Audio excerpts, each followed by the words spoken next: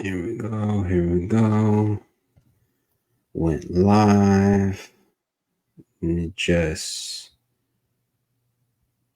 confirm we're live on Facebook before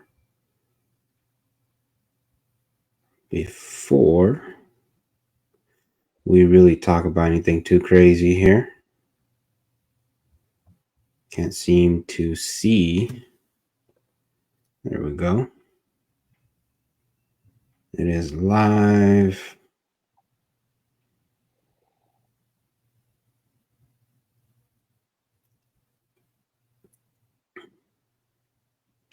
There we go. Looks like people are rolling in. Luigi, Jeremy. There you are, Joseph, waiting for the last second. I appreciate you showing up. Just finished dinner like 3 minutes ago. And that's awesome. Well, gentlemen, how are you guys doing? You guys enjoying the rain? Enjoying our dry California weather? Oh man, We need it. spicy. I'm It's not spicy. sure if now is a good time for it to start coming down. Yeah, no kidding, right? Well, It's spicy for me up here. I mean, I don't know what it's like for you guys, but we got some hurricane force winds up here, gusting like 50. Yeah, There's a very got good some chance pretty hot. I'm probably gonna lose power at some point. oh dear. Is it coming down pretty good though? Your home Yeah. body's gonna fill up? No, I don't know what they're doing. They just released another update saying that they're going to delay the fill up 2 weeks or something. So lake is actually back to the lowest point I've ever seen it. Interesting. So the launch at your own risk ramp is still out then. Oh yeah, it's definitely launch at your own risk. A little bit spicy. It's not terrible by any means, but it's definitely not, a normal boat ramp by any standard. Sorry, I probably should have figured this out, but I'm gonna cheat and use a phone holder so I don't have to show you my double chin all night.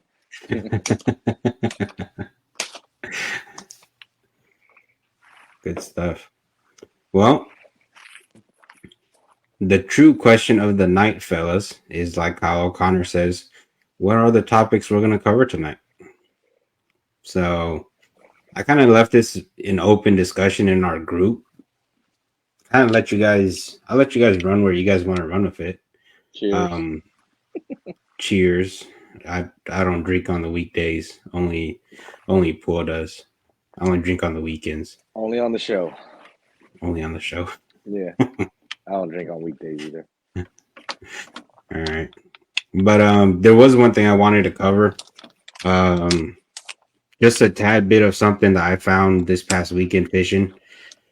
I was fishing at Pine Flat, for the guys that know, Central Valley area, Pine Flat.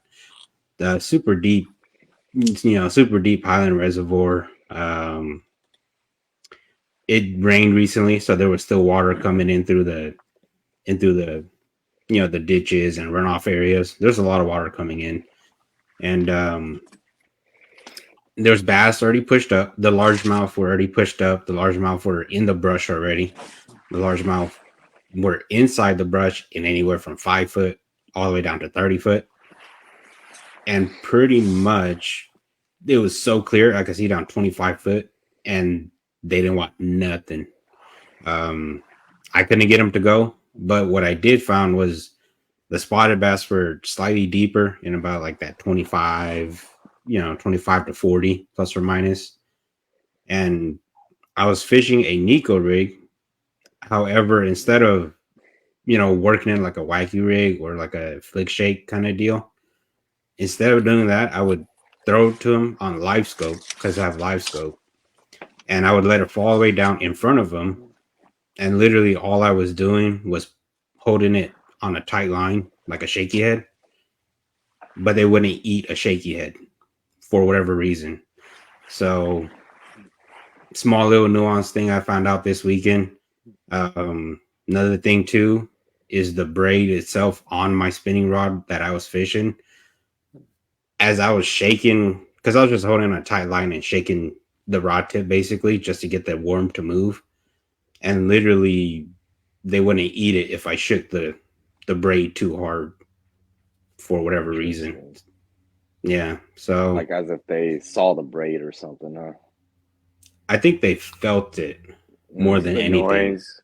Yeah. Yeah, because it was just so. primitive bass. You got to remember, it was super clear. I could see down 25 foot of water. Obviously, they Yeah, saw it. They right. saw the line, of course. But I think the vibration of just shaking the braid kind of spooked them off. Right. So just just something I wanted to get off, and something guys could think about next time they're fishing ultra clear water. So Interesting. It goes into a conversation that I feel like two people are kind of split on too, with an entirely different bait, but an apt bait for this time of the year, and that's the A rig. The old school train of thought is throw it on 60-pound braid or 80-pound braid because it's collective bunch of wires anyway. It's not like the A rig itself is all that stealthy. But I feel like people take for granted how much noise braid makes cutting through the water. I mean, mhm. it's even, something I think about a lot when we talk about punching in the summertime too. I'll drop down to 50-pound braid just to keep the noise down from the line bouncing on the plant, life matter, whatever you want to call it. Vegetation is the word I'm seeking there. But yeah, I've seen that happen a number of times. And while I'm never a proponent of straight fluorocarbon on a spinning reel because it's just a disaster and a terrible design, in my opinion, um, I definitely find that when I am going to go approach a really clear fishery, like it's not this month, but next month, Folsom, I've gone to 20 to 25, maybe even 30-foot leaders at times in Folsom to combat that, so that vibration is far enough away that they can't feel it. Yeah, I agree completely.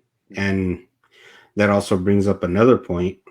I was also same body of the lake on Sunday as well. And I was fishing a Demiki rig with live scope, trying to figure out the Demiki rig bite, mid strolling, hover strolling, whatever you wish to call it. And pretty much because my leader was so stout, because I was fishing like a 10-pound leader. When I was sitting there shaking the hover stroll slightly just to get it to move, because there was no absorption in the line, the entire bait just kind of like hopped really aggressively. It wasn't a really subtle kick, you know, just because I was fishing it. I was jigging it as slightly as possible. However, because there was no stretch in the line, the thing just looked like it was hopping up and down like a foot just from, you know, just from me shaking the rod. So, just something to consider, line and how it affects your lures and your lures actions. But it was an interesting weekend of testing out things for me.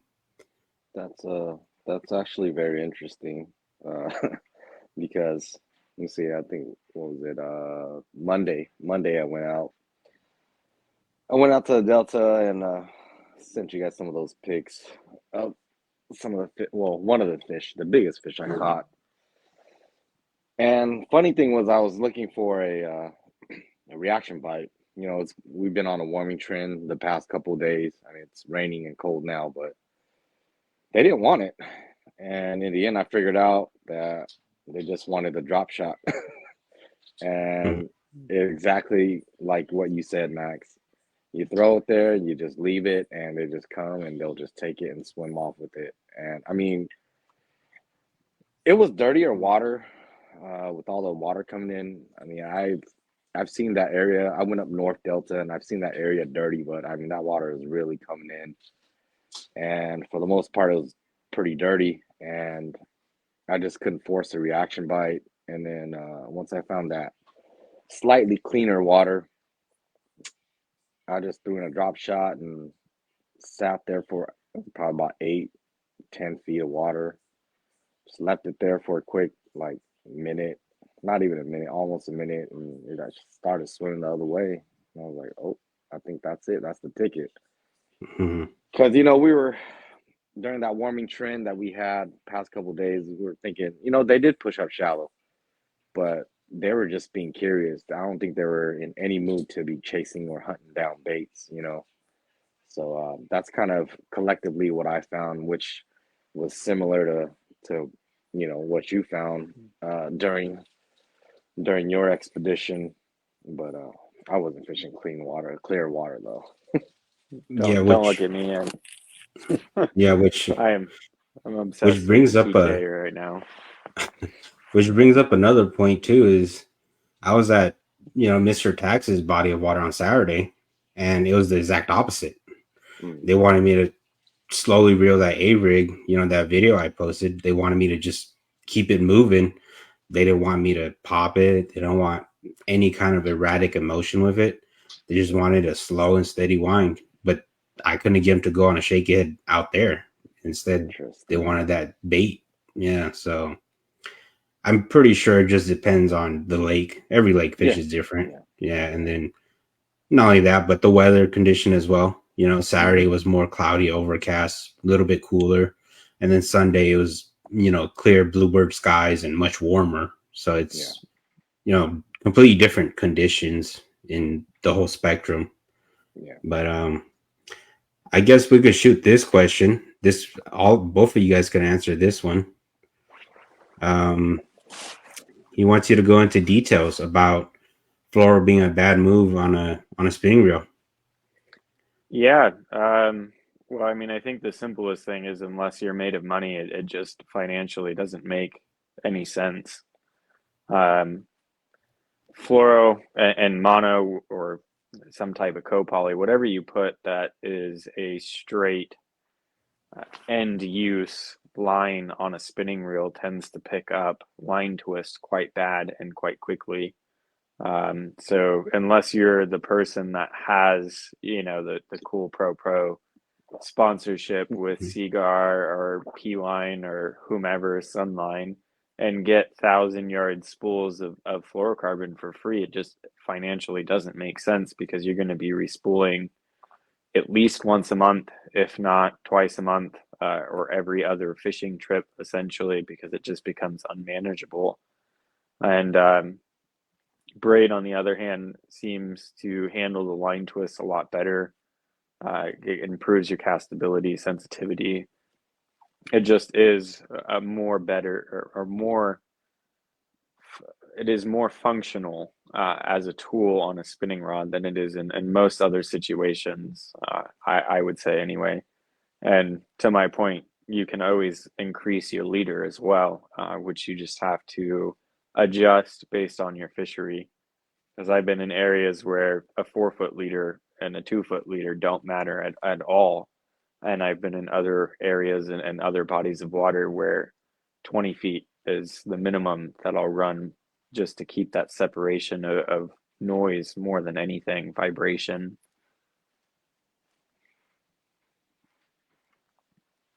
What Yeah, I about you, agree. boy? I agree. So here's an example. Last season, I ran straight fluoro on all my spinning reels, and one of them I ran Seaguar Red Label, and immediately all that line was no good. First trip out, it kept, the line twist was so bad, and I went and did some research, and of course, if you buy the higher end lines, it's going to be a little bit more manageable, but not by much. I ran some Seagar, Tatsu, some Daiwa, J Fluoro, and it all gets pretty bad. The higher end it is a little bit more manageable, but it's you're gonna have to chop off so much line every time to kind of get rid of that line twist that's close to the end of your line, the line tie area.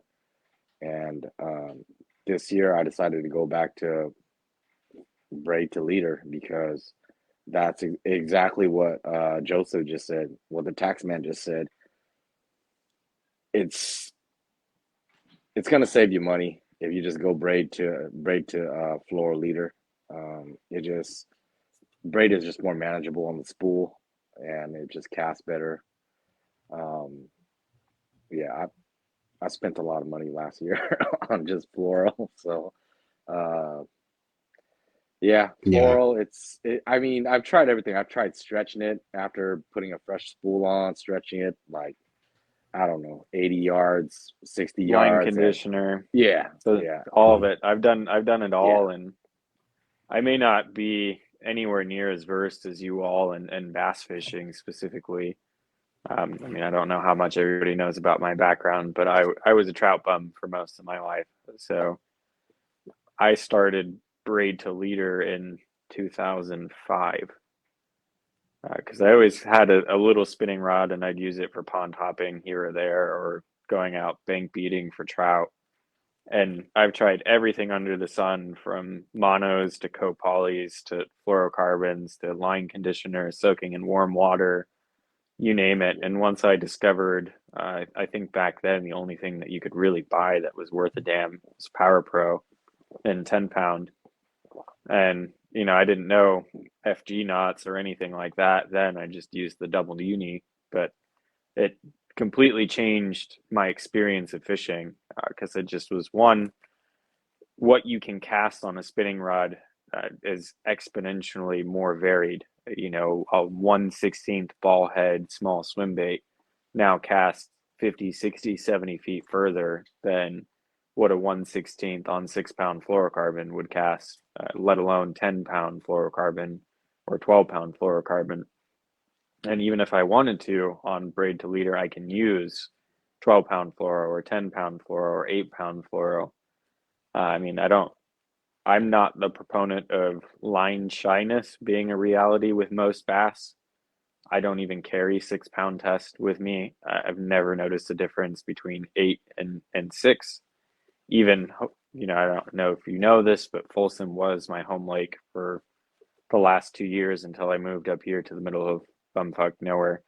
Um, but I fished Folsom in the peak of bass fishing season when Folsom sees 5,000 anglers a day in the cleanest water you've ever seen in your life with 40 foot of visibility and 8 pound fluorocarbon is no different to a bass than 6. Never noticed a difference, but leader length, I have noticed a difference, right? If they see that bright yellow, bright blue, or whatever color braid you have 10 feet from a bait, they'll look at that, especially if they can see it. They'll look at that and they'll say something's off here. But I've Mhm. never had a bass look at my line and be line shy, even all the way up to about 17 pound fluorocarbon is where that cutoff is for me, to where I can actually visibly see a difference with bass behavior and acknowledging that something is attached to line. And I attribute it again back to braid has vibration because it's not perfectly cylindrical like most fluorocarbons and monos are. But the heavier the mono is, the heavier the fluoro is, the more line or water it displaces, and they can feel it more than I think they can see it. Yeah. Coming from the saltwater side, there's there's a braid out there called hollow core, and essentially you could feed your fluorocarbon through the braid and basically tie a knot on the back end of it. So you actually feed.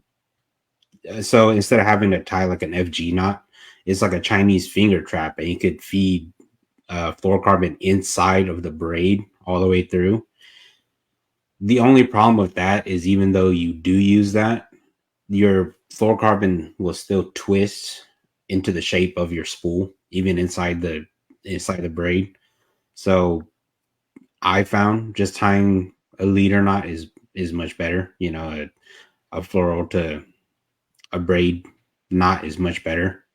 In terms of using light fluorocarbon on spinning reel, you will still have line twists anyways. I fish for trout and panfish for 2 to 6 pound test fluorocarbon, and you can never get away from line twists.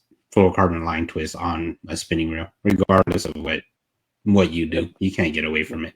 Even if you put a barrel swivel, you'll still get line twist on your cast. So it's really hard to avoid. Yeah. Yeah, and it's And not then just fluoro. It's mono. It's copoly. It's anything. What brand what line lines? do you Oh guys boy. use? Oh boy. Does the Seaguar crew want to take it? Well, I fished Red Label for forever. It's cheap, affordable. My experience with Red Label is if you could get the 1,000-yard spools, quality control is better, in my opinion. If you get the 200-yard spools, you will run into bad spools, bad batches. Um, from recent tournament experiences, you know. So Red Label for fluorocarbon. For Braid itself, I like 832, Suffix 832. It casts better for me. It feels better to the hands. The only problem with 832, in my opinion, is no braid is abrasion resistant. Let's just get that out of the way. That's It's not good on rock. It's just not built for rock. So don't fish it around rock. So it doesn't matter what braid. That'll survive rock. Yeah, but not for long though. I wouldn't. It You would does. probably end Yeah. up retying. Yeah. Your Yeah. fluorocarbon will get chewed up before TCB does, but that's because it's Teflon coated. So it's got a lubricant, and that's why it survives. I mean, you're talking to somebody that fished Folsom more than anywhere else. And for those of you who don't know, all Folsom is granite, and not nice, friendly granite either. And, you know, I could leave that top 20 section of my braid on for 2 years at Folsom with TCB, whereas like 832, I'll agree with you. It feels great in the hand. It knots great. It casts great, but it doesn't survive anywhere near as well as the P-Line TCB does for me. And again, I am on P-Line's Pro Staff nowadays, but long before that, when I started, I guess it's 20 years ago now, I tried Power Pro, Spider Wire, Berkeley, like 5 different Japanese brands, Strike King. I mean, I have spools and spools and spools of braid that I've gone through over 20 years. And long before I ever started tournament bass fishing, I settled back into TCB because it just doesn't fuss for me. I never have an issue with it fraying. I don't have issues with it snapping on a cast or anything like that. It's not as knottable for sure. Like if you're going to run an FG knot, it's kind of a pain in the ass, especially new with that Teflon coating. You got to take your nail to it and scratch off the Teflon before you try to tie an FG knot. But it takes a beating. It really slips. does. It slips as you tie the knot, is what you're saying, because of It's the Teflon stiff. coating. Yeah, It's I think stiff. it's because of that coating. So it's hard for me to describe without you actually being able to feel it. But like, I mean, I can hold this out, and if you can see it, maybe I should grab 65 pounds because that would really exaggerate it. Slippery. But it's a stiffer braid because it's got that Teflon coating, and that like Teflon wears off over time, obviously. But I mean, that stuff will hold almost its own shape all the way out. And I'm trying to find the camera here and see it. Can you see the 65-pound braid at all? I can see it. So I'm holding it upside down, and you can see that it's still curling up. So it's quite stiff. But that Teflon coating, like I said, is a lubricant. Is what Teflon is typically used for. So when it comes to popping in and out of vegetation in timber, in granite boulders, and anything, it survives. It really does. Interesting. I've never had issues with fraying. I used 10-pound TCB in yellow. I used it for 2 years on the same spool at Folsom, fishing a couple of times a week. Just never fell apart on me. Never had issues with it. And that was before I even join P line. Yeah, because I was messing with their no fade braid at ISC, and it felt really good. I'm not gonna lie. I was actually thinking about making the switch over to the no fade braid from P line. It'll be more But like SpinX. So as you can tell here, SpinX will actually dangle straight. It's a lot more limp and supple. It's more geared towards spinning gear, so you can cast it further. Line management's a little bit easier with it than with the stiffer TCB. But this doesn't survive granite like TCB does. TCB mhm. is the most indestructible. It's super smooth. It actually has a break-in period where it's a little bit, I would say, grungy to cast for the first week or so that you fish it, and then it softens up and keeps that Teflon, and then it becomes my personal favorite braid. I honestly, the only reason I really love Spinex is because of the two-tone color. Um, but I still predominantly fish 10-pound TCB. All right. You know, What about you, Pua? I use What do you? variations of line, but so spinning on my spinning outfits, I use Power Pro Super Slick V2s. Um, I use 20-pound tests. That's the only time I'll go down to that low to that low of a braid. But on the higher end braids, I use like for flipping and stuff. I use the Daiwa Samurai braid. It just like when I punch with that stuff, it's a lot more quieter going into vegetation. And going back to what we were saying, it just I don't know if that gets me more bites or what, but it just it's just a lot more quieter, and I noticed that you tend to not spook fish a lot more. And um, I've been using that stuff for probably about like 5 years now, but I like it. It's on the pricier side, but I like to use the 75. I mean the 70-pound and the 50-pound, 55-pound, and then for my fluorocarbons, I like to use Daiwa. No, not Daiwa. Yeah, Daiwa J Fluoro and Tatsu, Seaguar Tatsu. So I kind of use a different kind of variations depending on what I'm using it for.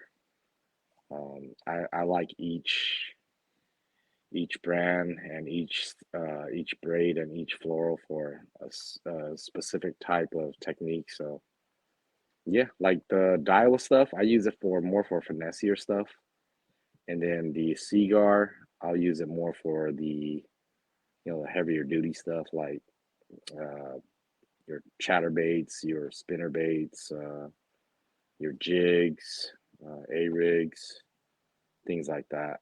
But yeah, I use all different types. Yeah. I'm not brand loyal. Yeah, Yeah. and you were going back to some other stuff too. Like for me, I started with Seagar, but I've always done braid to leader, so I really like their STS trout, even for bass. Mm, It's a great leader line. It's cheaper than red line, but it's a little bit thinner, a little bit stronger, a little bit more abrasion resistant. And then you'll never convince me that Maxima is not the best monofilament that's ever been created. Maxima yeah, is there's some good stuff. I that's agree. the only mono that I use. Even though I love CXX, I love my P line products, but I mean 12-pound Maxima has a breaking strength of 21 pounds on average. Hmm. So just to give you a perspective, I mean I've caught 30-pound carp on 4-pound Maxima, no problem. Yeah. It's just a tank, but it's not the best in every application. It's just super strong. For fluorocarbon, for me, I've tried it a bunch of different other ones as well. I used to use Red Label a lot just because it was so affordable, and I feel like it's a great product from Seagar. Now that I have the P line deal, I kind of break it apart because I have that luxury.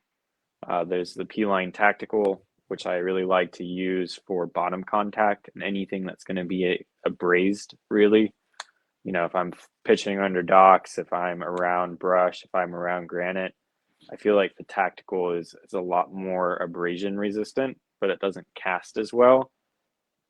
If I'm running open water stuff like jerk baits and spinner baits and all those things, I want the extra casting distance. So I actually sacrifice some abrasion and go to the Blue Label, which is a lot more limp, casts more like a co-poly monofilament, and I find that extra 20 to 30 feet of long casting helps me catch more fish, especially on some of those horizontal presentations. Well, we got quite a couple questions here to run through. Running 8-pound leader on a drop shot reel. What braid size? For me, I would run the lightest braid size. So I run 10-pound braid, and that's it for the backfill. Just keep it simple because you are fishing a finesse application. So you don't need 30 or 40-pound braid. Just run 10-pound braid.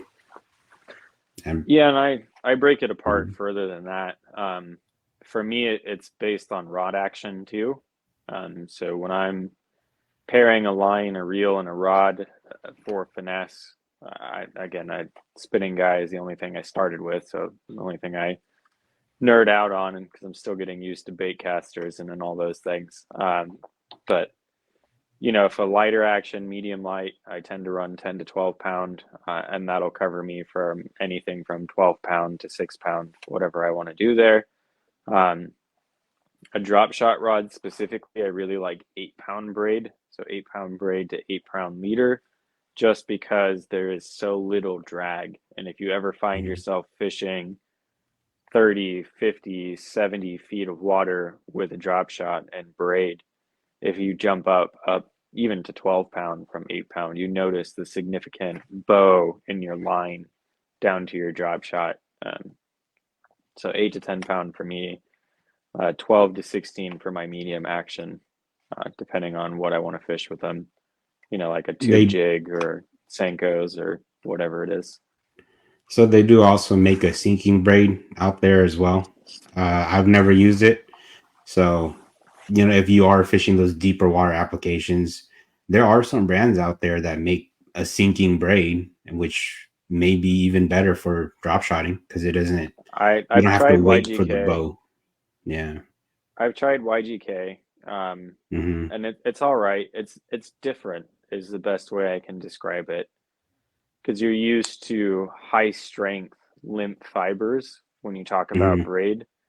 And then when you jump into what is sinking braid, it's a huge thing in Japan. It's not a huge thing for us. And Sunline made their own version of it for a bit, and I messed around with that a couple of times. I don't personally own it, but I have owned a YGK, and it's grittier and it's more fragile than what you would expect for braid. I would even go so far as to say if you were to buy 22-pound YGK sinking braid, it's probably closer to 10-pound braid in actuality for strength and rigidity. And it's a bit louder, it's a bit stiffer. It's kind of like an in-between to fluorocarbon and braid. It's not quite the same fabricy feel that you're used to when you cast with braid. And it does help with keeping a direct line connection to bait. So what I've really liked it for is finesse bottom contact. So when you start talking about a 1/8 Ned, or you start talking about a flick shake or a Neko rig, things like that, especially if wind kicks up, it still helps you feel what that bait is doing. But I still feel like the sacrificing castability and just the shock breaking factor of it kind of keeps me out of that environment. Question from good old Marv. How you doing, Marv? Marv. From from spinning rods to BFS. He meant to say BFS. Must be on the treadmill running. I seen you on your miles, Marv. So converting from spinning rod or spinning tackle to BFS rod. You know, Thoughts? I've never yet messed with the BFS setup yet.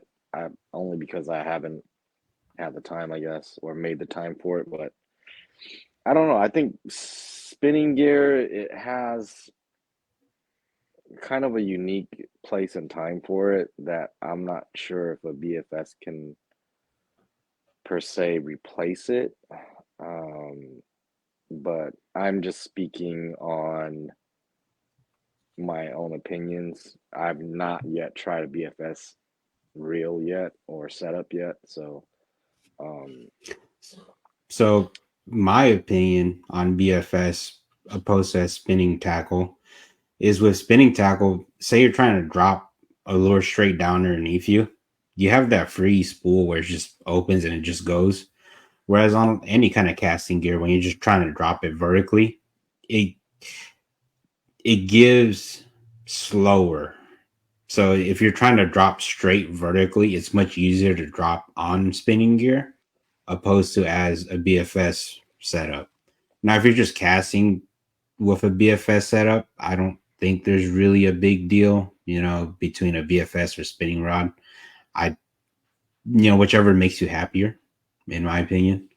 But right. Yeah, I've that's the messed with only, them yeah. quite a bit.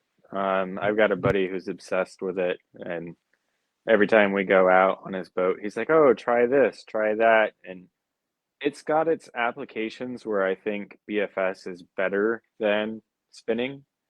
One example that I would say would be I would never ever spool up my spinning rod with straight 8 pound fluorocarbon because it just casts terrible and it doesn't last. But I can totally see the application and desire to put 8 pound fluorocarbon on a 7 foot 6 inch medium light casting rod with a BFS rod and sling 1/8 2.8 inch Kitex like farther than you could ever imagine in comparison to anything you can cast on a spinning rod, and then still maintain the straight fluorocarbon because you don't get the line twist from the spinning rod bail going around, and that aspect of BFS is super appealing and super great.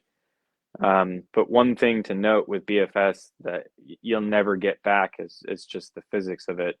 Is a casting rod's guides are on top of the rod, so all of your vibration and everything pushes into the blank rather than pulling on the blank, like a spinning rod with guides below it. And I found that no matter how spendy the rod is, no matter anything, you'll never get the same sensitivity out of a casting piece of equipment that you will out of a spinning rod if it's a good spinning rod. It just, the physics of it don't work out the same. So you lose it for things like a drop shot. So for me, I would never, even though it's cool and you definitely can get away with it and you can compensate with tungsten drop shot weights and other things to make it more sensitive. But innately you lose a lot of sensitivity stepping away from spinning for bottom contact. But for everything else that you would want to throw on a spinning rod horizontally, I think BFS is amazing.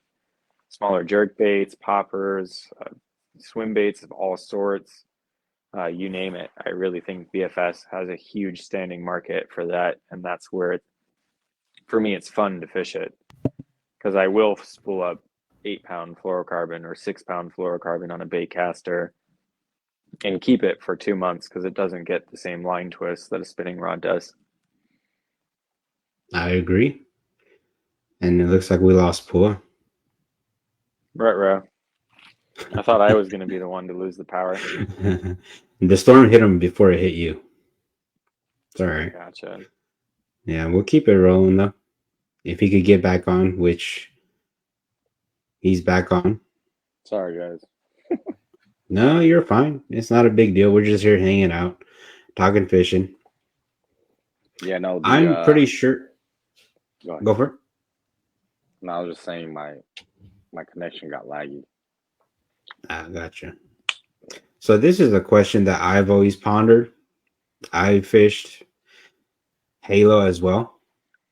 So you being the P line man, what is your thoughts on Beeline and Halo, or Tactical and Halo? Oh, I have it. I've attempted to use it a number of times. Let's see if I can pull it down here to validate that I've messed with it. Um, it's good for when it came out, I would say. It's got a lot of abrasion resistance. It's temperature sensitive for me. I find that it becomes really brittle the colder the water gets, and I don't love that about it. And I also feel like it gets way worse memory because it is harder in general as a line than tactical and the soft fluorocarbon.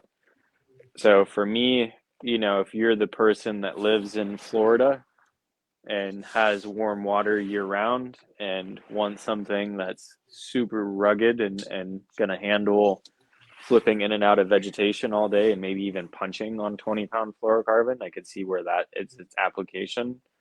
But for us on the West Coast, I feel like we get too cold the temperatures for too often, and I don't love breaking off fish on a hook set. So that's kind of where I stand with it. Fair enough. I know nothing about it, so all It's you. hard. Yeah, me It's neither. it's hard Yeah. to the touch, and it's hard to describe if you haven't used it before. But I definitely feel like tactical is a better blend of the like very, very, very abrasion resistant line that Halo is, and the castability and softness of the soft fluorocarbon. And so I would say tactical far above and away is more useful for us on the West Coast. Yeah. But I could definitely see if you lived, like I said, in the South where it's warm, it's great stuff. Hello, John. Hey, John Myers. Raider Floronauts. Oh boy, he's only asking me this because I spent like 45 minutes as the dweebo that knew nobody at WCC at Clear Lake trying to teach these kids how to tie the FG knot. I still don't Yeah, think you use it, John, do you? After I sent you the video, I literally filmed the video, step-by-step instructions and everything and sent it to John. I don't think he's ever tied it once. yeah, I use the FG. If I'm in a pinch, a really quick pinch, and I'm fishing hot and the fishing's good, I go for GT knot. It's much quicker to tie compared to FG, but I still feel like an FG knot is far superior in strength. Um, but if I'm on the water and I just want to drop down real quick, then I'll use a GT knot. It's just a very simple overhand loop knot kind of deal with some twists. So that's, but besides that, if I'm rigging, like say we have a derby this weekend, like how we are having this weekend, I'll spend the time and just tie a FG knot, and that's it for the derby. I don't tie anything else. And they Yeah. last so long is the thing. It may be an absolute pain in the ass to learn, and it takes Mhm. practice to get the tension right. I do the pinky method.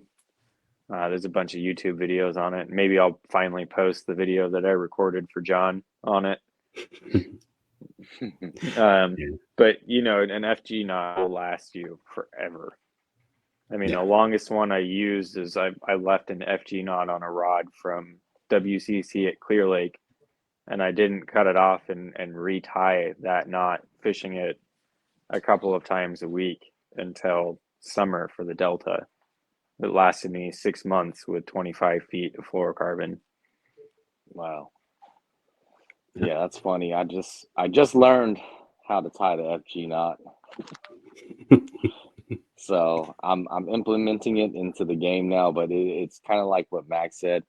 So I think on the water, if I were to have to tie an insurance knot that is not an FG knot because it takes time, especially for somebody that just learned it, I would probably have to go to my backup as a double uni knot just because it's you can get it in real quick and then instead of wasting time or taking up time tying up the FG knot on the water, especially if the conditions, are pretty brutal on the water. But yeah, man, it's a Yeah. strong knot. It's a really strong knot. The times that I've gone out on the water recently to kind of mess with it, I really now, Answer to you, Joseph. but What yeah, happened? I use the I FG use knot the now. FG FG. not now. No. He uses the FG knot now. But yeah, I mean, I really hammer these fish, and I really do like, just a couple after the initial hook set to just see how strong that knot is, and it's holding up pretty well, man. I'm liking it. But yeah, that's probably my go-to knot for now. Sorry, I'm late to the party, guys. FG knot. Hey, it's a game changer. Yeah, I mean, it took me 2 months of not being able to really tie it. And the nice thing about the FG is it lets you know when you go to set it that you haven't hmm Mhm. tied it right. It's not a Yeah. knot that once it's tied right, it'll fail on you because you didn't quite do it this way or that. It fails right then and there when you go to pull it tight to set it. right. And then from there, the only time I've ever had the FG knot fail is when it comes unraveled. It's never been, and even then, like you'll see the tag end long before you actually lose your leader to a fish or anything if it Right. comes unraveled. And And and I've that was the problem that I ran into a couple years ago when I initially first started trying to tie the FG knot. It kept slipping, right? So I was like, man, just forget it. And then Hey, do I? I rewatched some more videos, and it's like, okay, I'm finally, it's not slipping anymore. So um, I got to test it out in the water, and it's proven to hold up. So I'm gonna run with it this year. So I think Yeah, this and is a question that I think we should get answered. Um, it's probably something that's not normally talked about much, for us on the West Coast. I guess you could say a lot of guys aren't really aware of what I guess you could say the average cost for your average local kayak derby. So I feel like this would be the right moment, you could say, to answer the question. So you guys can I'll let you guys have the floor with this one because you guys are far more experienced with kayak tournaments than I am. can I roll back for 1 second for a pro tip for people to tie this, and then I'll jump into Go that. for it. Not Go for tied. it. Yeah, so I don't know how Not well this is time. going to show up on my tiny camera, but that's my FG knot that's been on this rod now for like a month. Um, I do something different. I cheat. I only do 2 half hitches on the back end of mine, and then I actually take a dab of super glue and I roll the half hitches in my finger in super glue, and that stopped it completely from ever coming undone on me.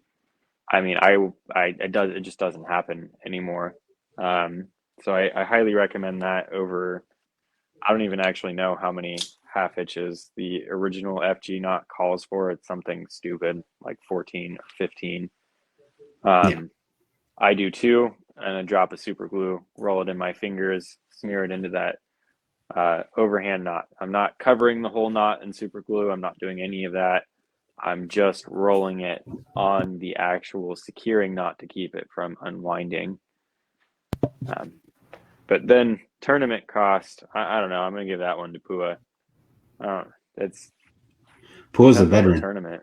Yeah, That's kind of yeah, that's kind of controversial. I think the average cost, just to be bluntly plain and simple with you, I think Shadowns is between 1,500 and I want to say about maybe 5K. Um, Only because a lot of guys now they're running motors. Motors is kind of a standard now to in a sense keep up with guys that are making long runs that are going to other spots that guys without motors cannot get to. So, you got to get a kayak, you got to get a motor, right? I mean, this is just in terms of tournament fishing. So, at the end of it, even your $1,500 kayak is probably gonna end up being what, like 3,000 after you get everything right, a motor, a graph, and that's just the standard too. You can add all these other things if you want, but just to keep up with the guys that are tournament fishing now, I would say a median of probably 3,000. Um, but you don't even need to have all that. You can still fish without a motor. You can fish without a pedal kayak. Um, but generally, if we're going to talk about just the standard tournament kayak to fish with, it's going to range between that $3,000 to $5,000. I would say that's even modest, to be honest Yeah, with you. I'm being modest. Yeah, Because I'm on the cheap end. I am on the cheap end because I'm kind of a cheap ass for no reason. But I all the way down to custom rod racks that I built out of angled aluminum, and bare bones. And my kayak, I think all in all was 4,800, and I bought my kayak used, so I only paid $1,000 for my kayak to start with, and that's just graph, motor, batteries, accessories, paddle, PFD, wiring, all the accessories for wiring, etc. And I'm probably one of the cheapest on it because I only run a 7-inch graph and XI3 with a 100 amp hour battery, and my 7-inch graph only uses a 10 amp hour battery. But even still, all of that together was just shy of 5K. I feel like the average, I would say, for most people competing, 8K is probably what you're looking at for average, and then it goes way up from there. I've fished against plenty of people that have two 12-inch screens, a Hobie kayak, all the batteries, all the accessories, and that's a $20,000 to $30,000 rig. Once upon a time bass boat costs. yeah. But I definitely think median is probably in that $7,000 to $8,000 range. Low end budget build like me was pretty close to 4,500, and then only goes up from there. I mean, I Only guess thing also, go ahead, man. The only thing I can say about this is I know Shadow here is a boat guy, so he fishes the boat side of the deal. So the only thing I can say is there's no costs, no fuel costs for your boat. So That's the other thing too, is maintenance, right? So like yeah, you look at a bass boat, you're constantly shoveling out money, whereas it costs me $5 to charge my batteries, and then that's it. yeah. Once you get So it dialed in, you get your rig ironed out, you get the wiring done correctly, you grow through the growing pains of getting everything set up so it doesn't shit on you in the middle of a tournament. From there, you're golden. Like I haven't touched wiring. I haven't done nothing to my kayak other than fix some stupid errors on my end of cracking my motor mount. But I don't have maintenance costs. I don't have upkeep costs. I don't have anything. It costs me $5 to charge my batteries, and I get to go fishing all day. also, if you are interested, go to Kayak City. Kayak City has kayaks for you to check out. Yeah, definitely stop in the Kayak City. I'm sure. Yeah, James would be more than willing to show you around Kayak City. And get you set up. Yeah, absolutely. All right, we'll probably end it on this one. Well, we'll try to go. However long you guys want to go for, you guys let me know. I ain't got nothing else. But new tournament anglers, advice for new tournament anglers. I'll go first with this one since I think I'm probably the newest one in the field. Advice wise, I would say don't freak out. Just treat it like another fishing day. In my opinion, it's not. Don't think about winning a tournament. Just go fishing and just post those pictures up. Make sure the mouth is closed. Check your identifiers. Write boards, write identifiers, write codes. The biggest one would probably be identifier codes, in my opinion. A lot of guys forget to use the right identifier and identifier code when they submit their fish, and they've had fish DQ'd and has cost them placement, sometimes even money. So, making sure you have the right identifier and code is probably the biggest thing. And by code, so when we say identifier, there's an identifier paper, and then you write a code into. Yeah, these guys got it. Yeah, you guys are a great co-host. Yeah, there you guys go. So there's identifier paper, and then the night as the tournament, before the tournament starts, your tournament director usually releases 4 or 5 digit code, maybe 7 letter code sometimes, and you just write it into the box. So that's the big thing for me is identifier, but don't freak out. It's just fishing. We're not Bassmaster Elite guys here. We're just out here having a good time. So don't Yep. don't freak out about it, in my opinion. Remember to have fun, guys. All you new guys that are, getting into the scene. If you're not having fun, then what's even the point, right? I mean, yes, you're fishing a tournament, but at the same time, you got to remember to just keep an open mind, have fun. And if you really want to, what I've done or what I even still do is go ahead and give yourself a week before the tournament, go out on your favorite body of water and practice. Take some pictures with it on the catch board, write your own personal code, and take some pictures and just double check it, to make sure that you're doing it right. And then, there's a lot of forums on Facebook. You can go ahead and ask guys on like KBF, hey, am I taking this picture right? And another thing is ask around for advice, like, uh, are you doing things right, or how do you prep? There's a lot of forums, a lot of pages on Facebook that guys can help you out if you have questions. But number one, have fun. Yeah, and I can jump in as the rather unintelligent human that decided to pick up kayak bass fishing and kayak bass fishing tournaments on the exact same day. So my first ever time fishing out of a kayak was Yakka Bass 2022 at Folsom. Never been in it. Got it registered like 2 days before.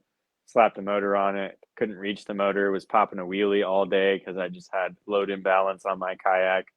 And I didn't practice taking pictures of fish or nothing. So I actually did really well that first day. I caught 4 fish, but lost 4 inches because mouth was open.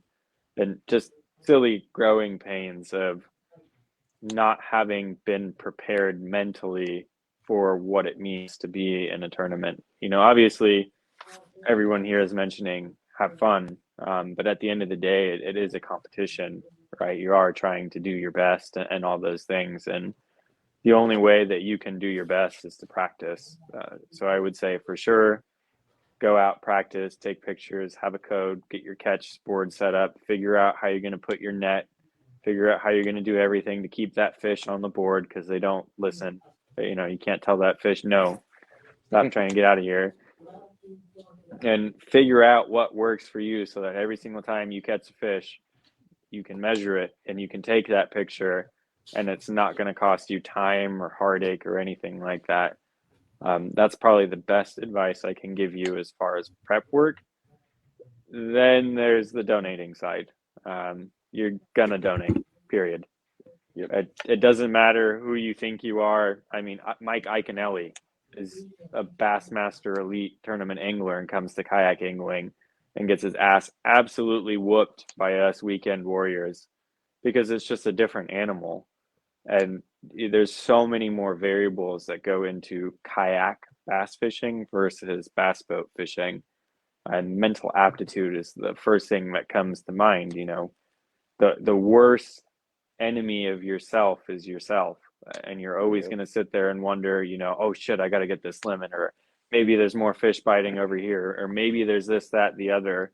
And more often than not, what I hear every single time at Doc Talk is, oh, I had this bite planned out and just it didn't work for me. And that's where I go back to what these fine gentlemen here have said is just fish the day, go out for some fun, make sure you've prepped and you've practiced and you're ready for when you accidentally actually catch the fish that you're planning to catch, and enjoy it.